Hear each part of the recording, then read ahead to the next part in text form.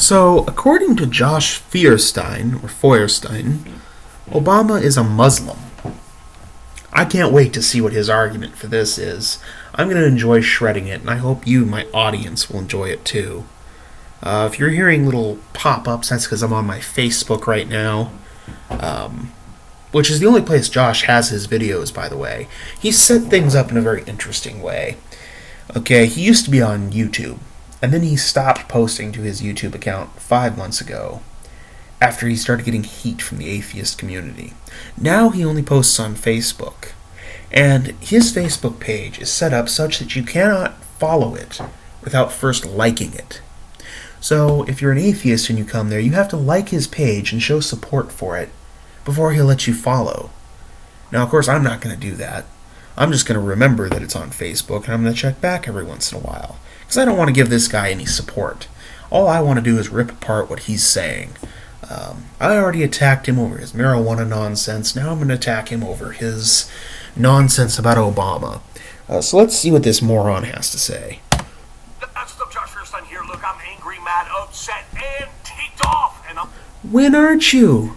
If you're not crying about something or on the verge of tears like you usually look like you are, then you're pissed off about something. You got some righteous, anger about you about something, usually something bullshit that hasn't, it has no bearing in reality, You're just a guy that's completely detached from the real world, and it's kind of sad. I'm going to tell you why. I've been getting phone calls today from people that are like, Josh, how is it if Obama claims to be a Christian that he can spit in the face of Netanyahu, threaten his... Spit in the face of Netanyahu? How so? By not coming to the speech? By trying to negotiate with Iran? Trying to make peace like the Bible suggests that he should? Oh, wait, I guess it's only a matter of following the Bible when you support it politically. This goes to show you how fake your religion is. Israel and side with Iran. It doesn't make... There's a siding with Iran. Okay, that's absurd, because nobody in America, aside from, crazy radicals, sides with Iran. Iran is a terrible country. There's very few things that are good about it. We side with Saudi Arabia, which is worse than Iran by a mile. They hate Israel more than Iran, probably. Their record on human rights is worse than Iran's. They still behead people for witchcraft over there. They still stone women for adultery. They still do all sorts of horrible shit to people. Okay? Iran's bad, but it's not that bad. What Obama is doing is not siding with them. It's not like he supports them. He wants to make peace with them, and he wants to make peace with them because it's the smart thing to do. It's also maybe the right thing to do at this point. We don't have the ability to go over there and kick their ass, not without a huge cost to us. We can't do it around the world all the time. Like morons like you who just bloviate about these things would request of us. We have to be strategic. We have to be smart in our approach to foreign affairs. That's something you simply can't understand because you have no nuance to you. You're devoid of understanding of the geopolitical complexities of these things. Now, I'll admit I'm no expert, but I understand at least somewhat the situation with Iran because I've been in a class that discussed that situation in depth. I know what their political system is like. I know what a lot of their laws are like. I know how they run things over there, okay? And I'll tell you this right now. Our attitude towards them is stupid, okay? It's stupid. It just is. Especially given that we're allies with Saudi Arabia. But again, it's not siding with Iran. It's compromising with them, and that's the best we can do right now. It's not against Israel, you jackass. It's pro-peace. Blessed are the peacemakers. Did you forget that verse? I guess you did. course it doesn't, because any basic Christian, which Obama's not, why? Well, I know that he had to pretend to be one in order to get elected, but any Christian would know that God said that those that stand with Israel, God's gonna bless. Why do you think America, for being over only 200 years old, is a blessed nation? Because we've... Okay, I don't follow. And of course I don't follow, because there's no logic to what Josh is saying. He's a completely unintelligent person.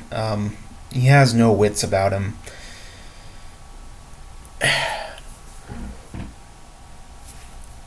I can interpret what he's saying in one of two ways. Either he is saying that we're blessed for the past 200 years, apparently, because we supported Israel, which would be a logical impossibility considering Israel didn't exist until 1948. Or, we're blessed now because we support Israel. A bit of a problem with that, though. Did we really support Israel? Well, let's look at prior to 1948, when the Jews were being massacred in Europe by the Nazis. Did we support them then, Josh, when they really needed us? They needed us more then than they do now. Believe you me. Were we there? We weren't, actually. The only reason we came in to save them was because Pearl Harbor got attacked by the Japanese. We wouldn't have come into Europe to protect them had we not been attacked by the Japanese. We would have stayed out of the war.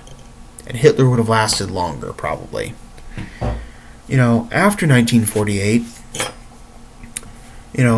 we helped them a bit, I understand. We gave them, military weaponry and stuff, but, we didn't send the troops over, as far as I know, to help them any.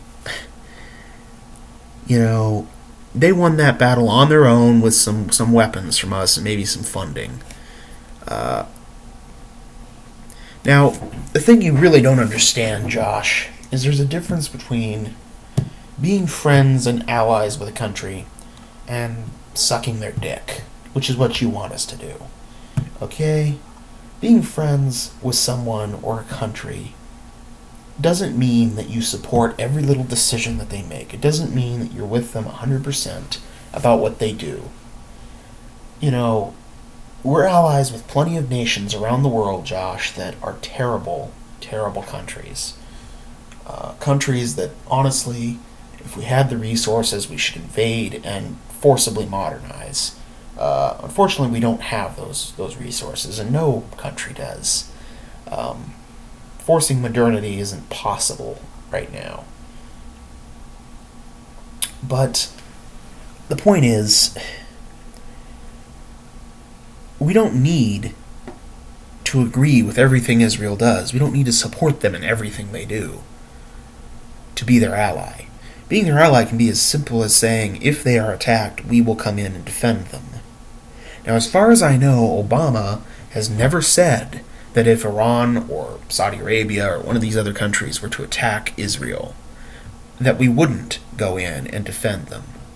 Now, of course, you want to say that because you are absurd and you think that he's a Muslim, which, by the way, I got to point something out to you. If he were a Muslim, he would have committed so many grave sins against his own faith, because you don't know this, but in Islam it is a blasphemy to proclaim that God has a son. Blasphemy, outright blasphemy. So if Obama were to pretend to be a Christian to get elected, he would be committing blasphemy in Islam. He would be violating his own faith. That sort of deception is not permissible. To deny your faith in order to deceive is still wrong in Islam. Now, I know you like to think otherwise because you're a conservative and you have no understanding of Islam. I do. I've taken 2 university courses on it, done very well. I've studied it independently because I want to know my enemy. I want to know what they're like. what they believe. You, on the other hand, you're content just to listen to Fox Noise and all of the other right-wing religious preachers out there who don't understand what they're talking about, but yet go off and just, lambast the president for being a Muslim and, just take a completely and totally knee-jerk position on anything even relating to Muslims or Islam or anything like it. Which is pathetic. It's intellectually pathetic. Stood with Israel because we fought for them, we've allied with them, we partnered with them, but not Obama. Why? Well, I have a very simple answer for you. He's not a Christian, he's a Muslim. Now I say, oh my word, how can you say that, Josh? Well, I'll just go ahead and tell you, because out of the abundance of the heart, the mouth speaketh. So let's just look at what Obama said, and these are things that I'm quoting. He said, the future must not belong to those who slander the prophet of Islam. Why does he say that, though? Now, I disagree with him, but that in its own is not itself proof that he's Muslim. That's proof that he's embraced a stupid social justice warrior mentality that you're not allowed to criticize and mock the religious beliefs of other people, which is absurd. That's all that is. Show me, Josh, where Obama has embraced the 5 pillars of Islam. Here, let me pull them up. I'll read them for you, since you won't look it up yourself. 5 pillars of faith for Islam.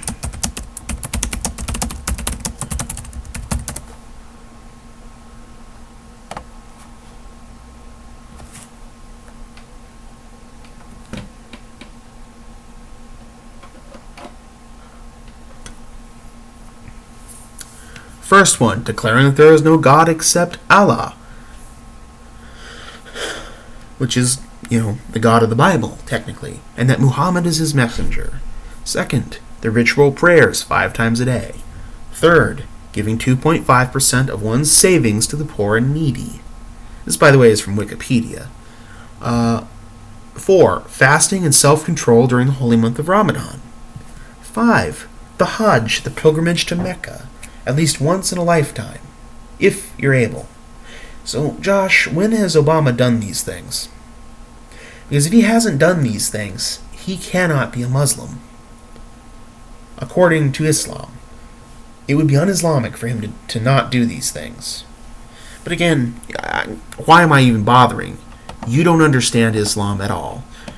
You are a conservative. You just pontificate on what you've heard. You parrot nonsense that you have gotten from Fox Noise and from other stupid sources. That means that the prophet of Islam must have been telling the truth, in your opinion. What? That doesn't follow at all. That is just such a non sequitur. It's amazing what a non sequitur that is. Obama, and what happened to the First Amendment? Whatever happened to freedom of speech? Obama didn't say we were going to make it illegal. He just said that the future doesn't belong to those people who do it. Now, I don't agree with him on that, but that doesn't mean that he wants to ban it. First Amendment only, prevents the government from banning or punishing people for their speech. Again, your ignorance is stunning. I'm going to have to break this up into 2 parts because I'm already at 14 minutes.